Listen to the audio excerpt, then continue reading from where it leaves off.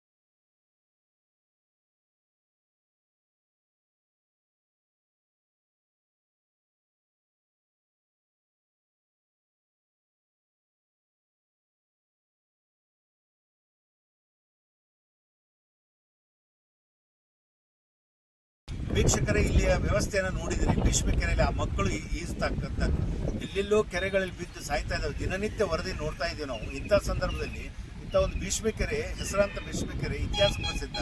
ಇಲ್ಲಿ ಏನಾದರೂ ಮಕ್ಕಳು ಬಿದ್ದು ಸತ್ರೆ ಮೊದಲೇ ಇಲ್ಲೆಲ್ಲ ಬೇಸರಾಗಿ ಬಿದ್ದು ಸಾವು ಜಗ್ಗ ಸಿಕ್ಕಾಪಟ್ಟೆ ಆಗಿದಾವೆ, ಸಾವಿನ ಕೆರೆ ಅಂತಾರೆ. ಸೊ ಈ ಬಗ್ಗೆ ನಮ್ಮ ಗದಗ ಜಿಲ್ಲಾ ಕ್ರಾಂತಿ ಸೇನೆಯ ಅಧ್ಯಕ್ಷರಿದ್ದಾರೆ ಬಾಬು ಬಾಕ್ಲೆ ಅವರು, ಸಾಮಾಜಿಕ ಹೋರಾಟಗಾರರು, ಅವ್ರು ಏನು ಹೇಳ್ತಾರೆ ಕೇಳೋಣ. ಸರ್, ಈ ವ್ಯವಸ್ಥೆ ನೋಡಿ ಏನು ಹೇಳ್ತಾರೆ ಸರ್? ಗದಗ ನಗರದಾಗ ಪ್ರಸಿದ್ಧವಾದ ಒಂದು ಬಸವೇಶ್ವರ ಮೂರ್ತಿ ಸಾಕಷ್ಟು ಜನ ಇಲ್ಲಿ ಬೇರೆ ಬೇರೆ ಊರುಗಳಿಂದ ಇಲ್ಲಿ ಬಸವೇಶ್ವರ ಮೂರ್ತಿಯನ್ನು ವಿಶೇಷವಾಗಿ ನೋಡೋದಕ್ಕೆ ಅಂತ ಬರ್ತಾರೆ.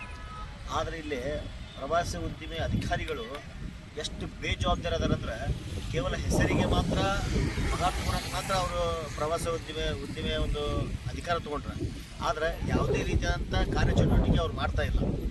ಉದಾಹರಣೆಗೆ ನೋಡ್ರಿ, ಈಗ ಮಕ್ಕಳಿಲ್ಲಿ ಆಟ ಆಡತ್ತಾರ, ಸಾಕಷ್ಟು ನೀರು ಇಲ್ಲೇ ತುಂಬ ಹರಿಯಾದೈತಿ. ಆಮೇಲೆ ಈಗ ಮಳೆಗಾಲ ಬೇರೆ, ಮಳೆಗಾಲದಾಗ ಬಿಸಿಗಿರಿ ಸಂಪೂರ್ಣ ತುಂಬಿ ಹರಿಯುತ್ತೆ. ಅಂಥ ಒಂದು ಸಂದರ್ಭದೊಳಗೆ ಇಲ್ಲೇ ಒಂದು ಜಾಲ್ರಿ ಇಲ್ಲ, ಅನಂತರ ಏನೋ ಒಂದು ಗೋಡೆ ಇಲ್ಲ, ಅಂದರೆ ಯಾವುದೇ ರೀತಿಯಾದ ಸೇಫ್ಟಿ ಇಲ್ಲ. ಈ ಸಾಕಷ್ಟು ಸಾವು ಇಲ್ಲೇ ಆಗ್ಯಾವು. ಈ ಬಗ್ಗೆ ಸಾಕಷ್ಟು ಬಾರಿ ಮನವಿ ಮಾಡಿದ್ರು ಕೂಡ ಪ್ರವಾಸೋದ್ಯಮ ಇಲಾಖೆ ಅಧಿಕಾರಿಗಳು ಇದ್ರ ಬಗ್ಗೆ ಕಿಂಚಿತ್ತು ಗಮನ ಹರಿಸ್ತಾ ಇಲ್ಲ, ಜವಾಬ್ದಾರಿ ವಹಿಸ್ತಾ ಇಲ್ಲ. ನಾನು ಪ್ರವಾಸೋದ್ಯಮ ಅಧಿಕಾರಿಗಳಿಗೆ ಮತ್ತು ನಮ್ಮ ಶಾಸಕರಿಗೆ ಮನವಿ ಮಾಡೋದೇನಪ್ಪ ಅಂದರೆ, ತಾವು ಈ ಒಂದು ಸ್ಥಳವನ್ನು ಪರಿಶೀಲನೆ ಮಾಡಿ. ಈಗ ನೀವು ಬಸವೇಶ್ವರ ಮೂರ್ತಿಗೆ ಬಂದಂಥ ಏನೋ ಜನರಿಗೆ 20-30 ರೂಪಾಯಿ ಹಣ ತೊಗೊತೀವಿ, ಆದರೆ ಆ ಹಣ ಎಲ್ಲಿ ಹೋಗ್ತಾ ಇದೆ ಅನ್ನುವಂಥ ಒಂದು ಪ್ರಶ್ನೆ ಜನರಿಗೆ ಕಾಡ್ತಾ ಇದೆ. ತಾವು ಇಂಥ ಒಂದು ಭಾಳ ಒಂದು ಕಟ್ಟೆಚ್ಚರ ಇರುವಂಥ ಒಂದು ಸ್ಥಳ ಇದು. ಇಲ್ಲೇ ಸಾಕಷ್ಟು ಹೈವೇ ರೋಡ್ ಐತಿ, ಅಲ್ಲಿ ಬಸ್ ಓಡಾಡುವಂಥ ಸ್ಥಳ. ಮತ್ತು ಇಲ್ಲಿ ನೋಡಿ ಸಣ್ಣ ಸಣ್ಣ ಮಕ್ಕಳು ನೀರಾಗ ಆಟ ಆಡತ್ತಾರ, ಅಂದ್ರೆ ಎಷ್ಟು ಬೇಜವಾಬ್ದಾರಿ ಐತಿ. ಒಂದು ಸೆಕ್ಯೂರಿಟಿ ಸುತ್ತಕ್ಕಿಲ್ಲ, ಇಲ್ಲಿ ಒಂದೇನು ಜಾಲರಿ ಹಾಕಿಲ್ಲ, ಆಮೇಲೆ ಗೋಡೆ ಇಲ್ಲ. ಈ ರೀತಿ ಬಿಟ್ಟು ಅಧಿಕಾರಿಗಳು ಏನು ಮಾಡ್ತಾ ಇದಾರ ಅನ್ನುವಂಥ ಒಂದು ಪ್ರಶ್ನೆ ಇವತ್ತು ನಮ್ಮ ಜನರ ಹಾಕೋದಕ್ಕೆ ಕಾರಣ ಆಗೈತಿ. ನಾನು ಅಧಿಕಾರಿಗಳಿಗೆ ಒಂದು ಆಗ್ರಹ ಮಾಡ್ತಾ ಇದ್ದೇನೆ, ನೀವು ಕೇವಲ ಅಧಿಕಾರ ತಗೊಂಡು ಪಗಾರ ತಗೊಂಡು ಏನು ಆಫೀಸ್ನಾಗ ಇಶ್ಯೂಸ್ಗೆ ಕುಂದ್ರೋದಲ್ಲ, ಇಲ್ಲಿ ಬಂದು ಗಮನ ಹರಿಸಿ ಇದಕ್ಕೇನಾದರೂ ಒಂದು ವ್ಯವಸ್ಥಿತವಾದಂಥ ಒಂದು ಬಿಸಿಕೆರೆಗೆ ಯಾರೂ ಒಳಗೆ ಬರದೇ ಇರುವಾಗ ಏನಾದರೂ ವ್ಯವಸ್ಥೆ ಮಾಡ್ಬೇಕಂತ ಈ ಮುಖಾಂತರ ಆಗ್ರಹ ಮಾಡ್ತಾ ಇದ್ದೇನೆ. ಯಾಕಂದರೆ ಈಗ ನೋಡಿರಿ, ಮಳೆಗಾಲ ಚಾಲೋ ಆಯ್ತು, ಬಿಸಿಗೆರೆ ತುಂಬ ಹರಿತೈತಿ. ಇಂಥ ಮಕ್ಕಳಿಗೆ ಜೀವಕ್ಕೆ ಏನಾದ್ರು ಯಾರು ಜವಾಬ್ದಾರಿ? ನೀವೇನು ಮಾಡ್ತೀರಿ? ಮಕ್ಕಳ ಸತ್ರ ಏನೋ ಒಂದು 50,000 ಲಕ್ಷ ರೂಪಾಯಿ ಪರಿಹಾರ ಕೊಟ್ಟು ಹೋಗ್ಬಿಡ್ತೀರಿ.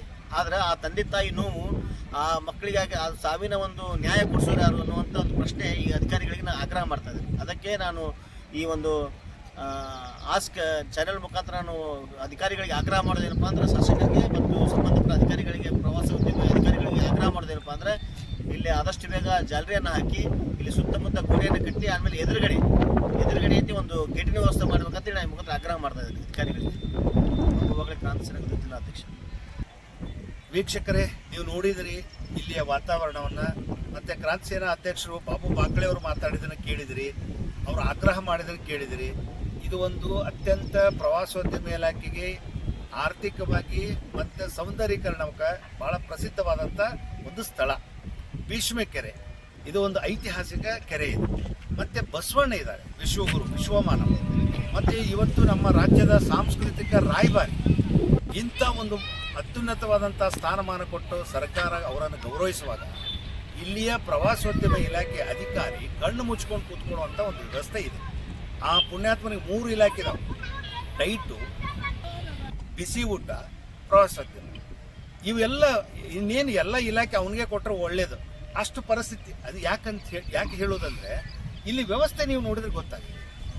ನೋಡ್ರಿ, ಆ ರೋಡಿಗೆ ಎಲ್ಲಾರು ಬಸ್ಗೆ ಹೋದ್ರೆ ಸೀದಾ ಕೆರೆಗೆ ಅಲ್ಲೊಂದು ಜಾಲರಿ ಹಾಕಬೇಕು, ತಂತಿ ಬೇಲಿ ಹಾಕಬೇಕು, ಇಲ್ಲಿ ಸುತ್ತಲೂ ತಂತಿ ಬೇಲಿ ಹಾಕಬೇಕು. ಇದಕ್ಕೊಂದು ಭದ್ರತೆ ಬೇಕು.